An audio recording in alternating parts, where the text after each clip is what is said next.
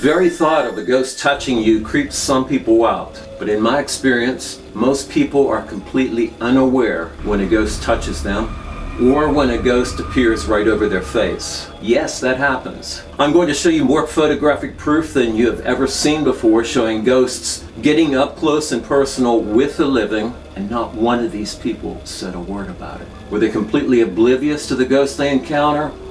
Or were they ashamed to admit that they sensed something on or around them? I can't answer that, but I will show you proof that this happens frequently. These people were all on my ghost tour of Colonial Williamsburg when this happened, and I will show you a place where more people have been touched by a ghost than any other in the multitude of places I have been, not just in Colonial Williamsburg, but across the country. By the way, this is not an ad for my ghost tours. I rarely do those tours anymore. For the naysayers who try to say my work is fake, I have a small army of people that have successfully captured ghosts on their phones after I gave them instructions how to do it and showed them where to point their cameras. I myself have taken over 30,000 photos on my quest to look through the veil between life and death, and I've been doing this for over 14 years with 4 published books on paranormal photography. One final note. When other people are in the photograph, I will black out their faces because I do not have written permission to use their likeness in a video. However, the people that do have a ghostly apparition over their faces are unrecognizable. Some people will be fascinated, some will be creeped out, but which side of the fence will you be on?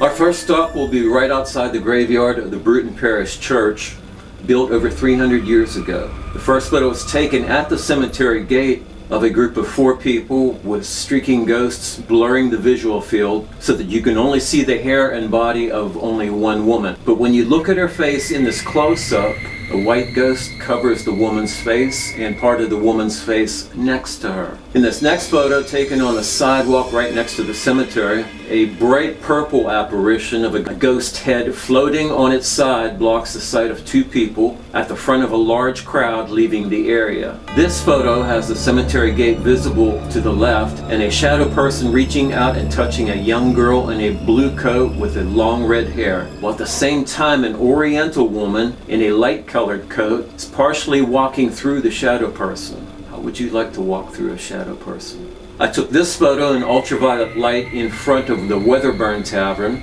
and a ghost created a vortex in front of a group of 4 people, appearing to touch the woman on the lower left. This is the front of the Weatherburn Tavern too, an original building built in 1738. The blonde woman was taking a photo of a couple of Colonial Williamsburg reenactors when I took this photo of her right in front of the tavern. Look, a white-haired, bearded man's face appeared over this woman's. Perhaps the face of Henry Weatherburn himself. A woman gazes over the white picket fence of a house on the Duke of Gloucester Street when massive faces of multiple ghosts appeared, and the one just left of center with the beard seems to be touching her. Rather than a full-body apparition, some ghosts will create a hologram of themselves many times larger than a human head because they want to be recognized. Ghosts that do not want to be recognized will often appear with a white featureless face.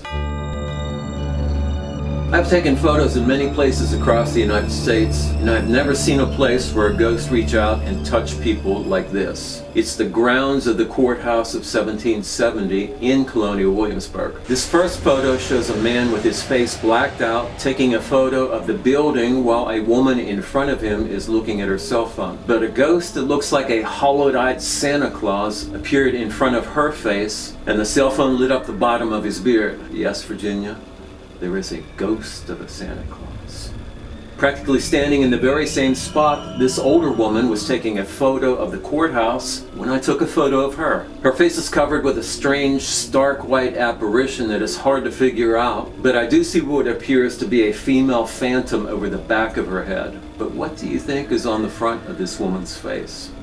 I got a lot to unpack with this photo. I did a private tour for local teachers, and there's actually a man in a brown coat behind all of this paranormal activity. You can just see the edge of his coat on the right, but a shadow figure is blocking the sight of most of the teacher's face and body. The head of the shadow figure is missing, and there is a face practically covered by a red hat. No one on the tour had a red hat like that. Finally, there appears a woman's leg with an open-toed boot just to the right of the shadow figure, and the things on the ground on the left were not there either. Yes, but it gets even more weird. Look at this massive head with no body that anyone can see floating above this tour group. No, Andre the Giant was not on tour with us that night. But look how big this head is compared to the girl's head in front of his.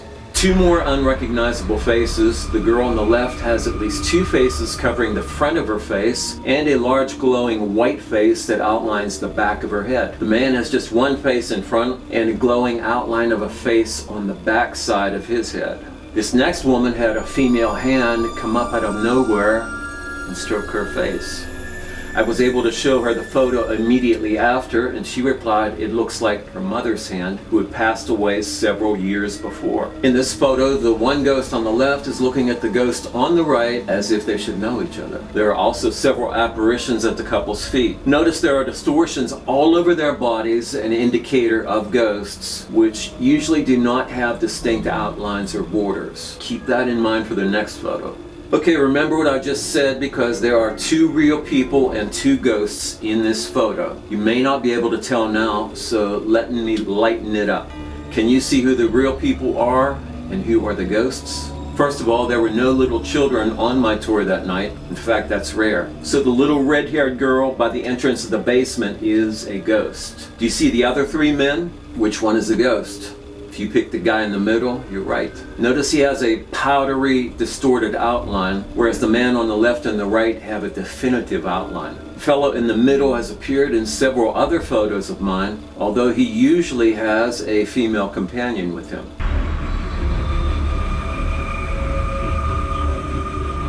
I'm going to tell you my own Sixth Sense story, and if you haven't seen the movie The Sixth Sense, released in 1999 and nominated for 6 Academy Awards, it's worth your time. But watch the whole movie. If you would like a hint, a young boy claims to see dead people. My tour had a young couple, and the man stood close by what I assumed was his wife all evening. When I got to the courthouse, I took a photo of them and several other people, and what I later found blew my mind.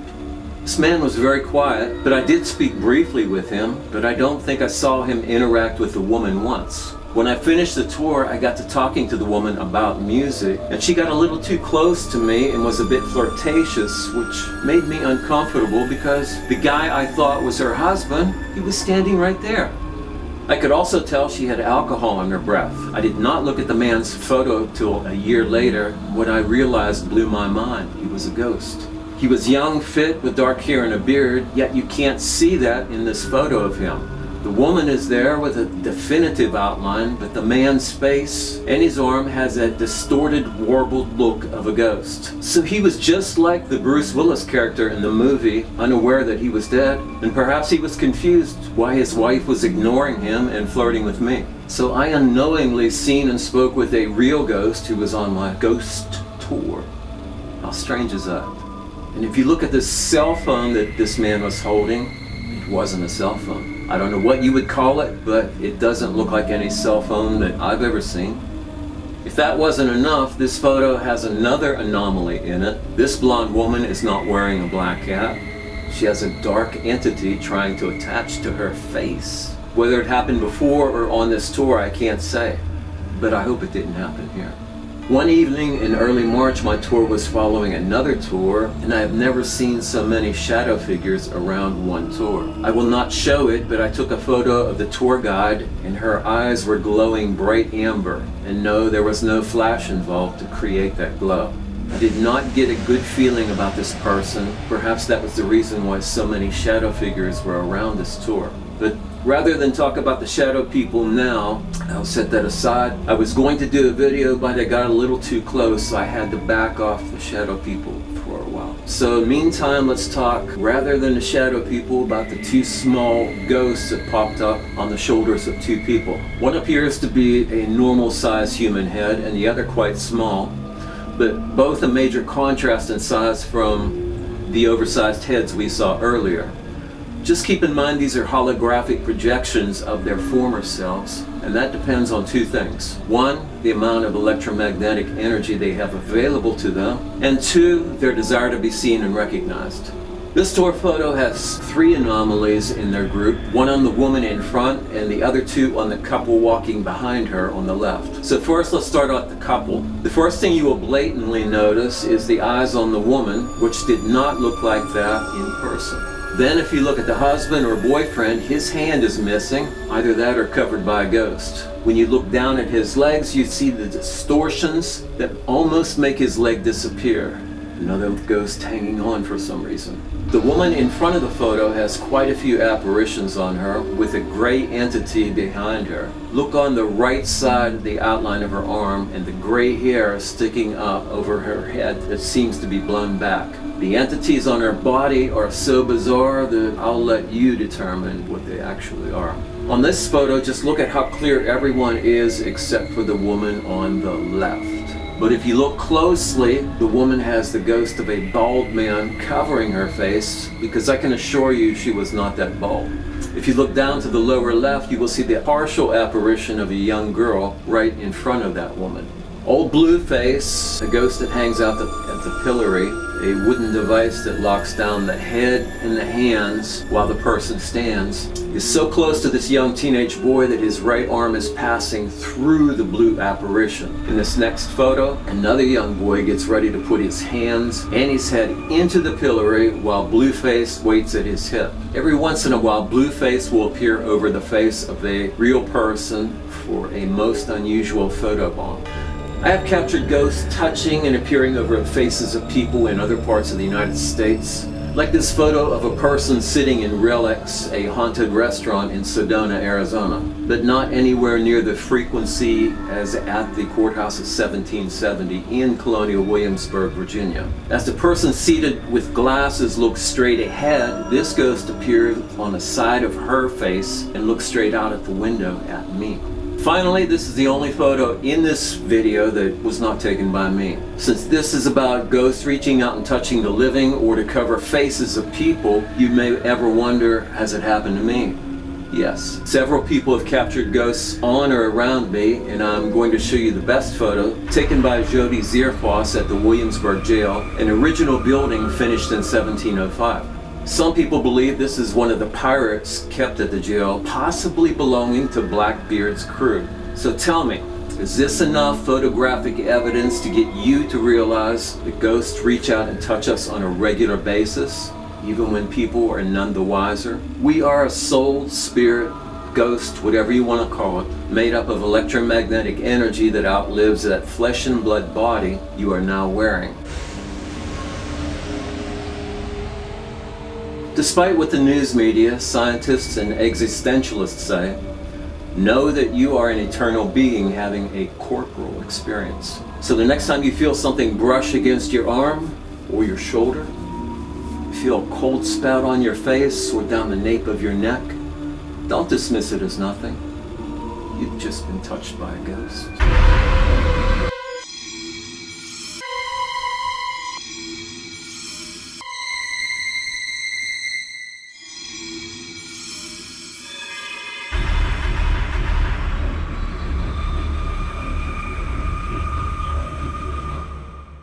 By the way, don't forget to check out Amazon for my books on haunted historic Colonial Williamsburg. Links provided below.